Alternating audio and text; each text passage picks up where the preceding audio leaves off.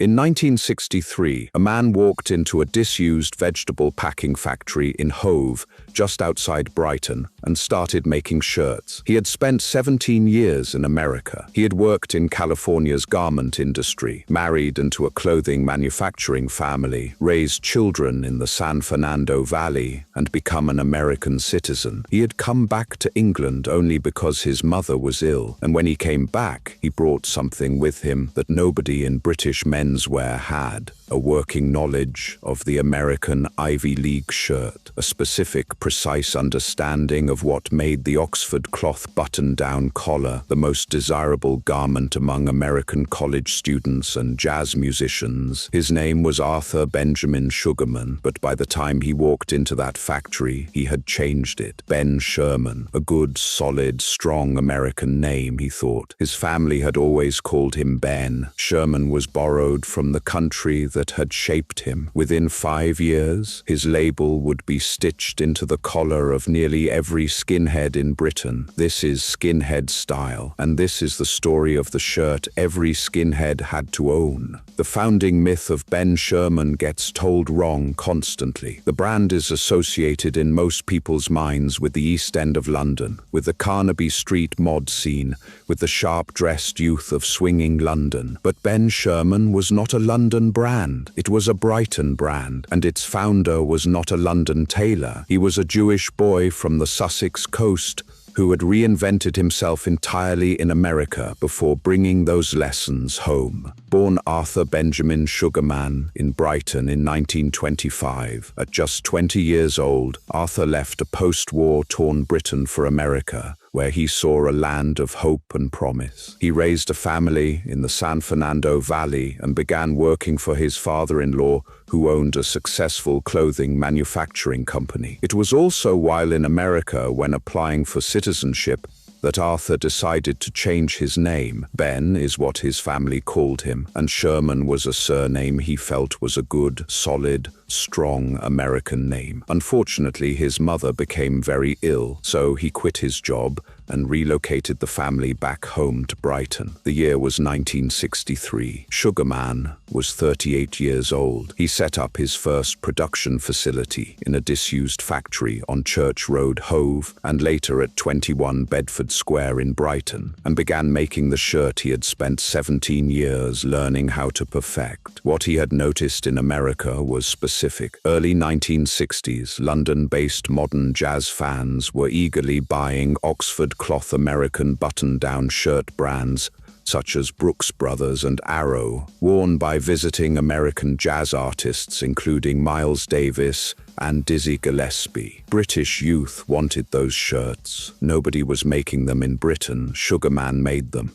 The details that Sherman locked in from the very beginning are the details that made the shirt iconic. The button-down collar was the American innovation he had brought home, a collar that fastened to the shirt with small buttons at the collar points, preventing the collar from curling or lifting. It was a practical detail that became a style signature. The back pleat, a vertical fold of fabric running down the center back, gave the shirt freedom of movement without sacrificing the clean line from the front. The back loop, positioned at the top of the back pleat, was a pure Ivy League detail, originally intended for hanging the shirt without a hanger, and the locker loop, a small tab inside the collar, was standard in American prep school shirts. These were not decorative flourishes. They were functional details from a specific American tradition that had never been properly reproduced in British menswear. And the Oxford cloth itself, a basket weave cotton fabric with a slightly textured surface, gave the shirt a quality that immediately distinguished it from the cheaper alternatives. Within 5 years, his label would be stitched into the collar of nearly every Lambretta-riding, Parker-wearing mod in Britain. Within 10, it would be the unofficial uniform of the first skinhead movement. Within 30, it would be back on stage with Oasis and Blur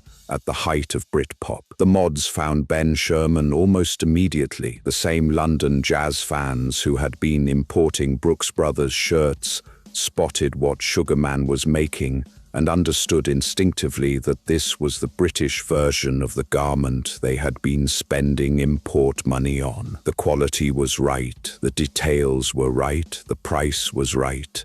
By 1967, the brand had opened its first official store on Duke Street in Brighton. In the same year, the brand further established itself. The late 1960s and early 1970s saw significant growth, highlighted by a staggering order of 1 million yards of fabric in 1970. 1 million yards in a single order from a man who had walked into a vegetable packing factory 7 years earlier with an idea about button-down collars. The mod scene was the launch pad, but the skinheads were the shirt's true home. As the late 60s rolled into the rougher, grittier early 70s, the shirt made another transition. First-generation skinheads adopted the Ben Sherman with equal enthusiasm. Worn with jeans, braces, and polished boots, it was still about looking clean, just with a harder edge. Skinhead style always had a foot in mod culture and another in working-class pride. Ben Sherman fit both worlds. It looked sharp on the dance floor but didn't look out of place at the factory gates either. This is the crucial point about Ben Sherman's relationship with skinhead culture, and it is the point that distinguishes it from Fred Perry and Dr. Martens. Fred Perry was a tennis shirt appropriated from an elite sport. Dr. Martens was a workwear boot appropriated from the factory floor. Ben Sherman was something different. It was a shirt that genuinely occupied both worlds simultaneously. Sharp enough for the dance hall,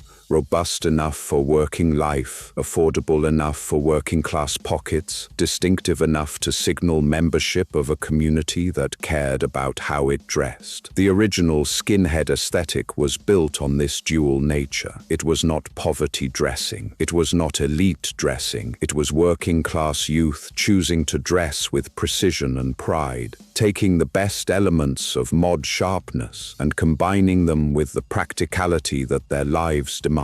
The Ben Sherman shirt was the physical expression of that philosophy. The specific details that the skinheads valued in the shirt were the same details that had made it a mod favorite. The button-down collar, the back pleat, the Oxford cloth weight, but the skinheads wore it differently. Not with mod-length hair and parkas, but cropped short, with braces and boots. The same shirt, a different statement. The two-tone revival of the late 1970s and early 1980s brought Ben Sherman back into mass consciousness. The brand is often regarded alongside iconic brands like Fred Perry and Lonsdale, embraced not just by mods but also by punk and skinhead subcultures in the late 70s and early 80s. Ben Sherman shirts can even be spotted in films like the gritty This Is England, which showcases the brand's lasting influence. The Specials wore it, Madness wore it. A new generation of skinheads,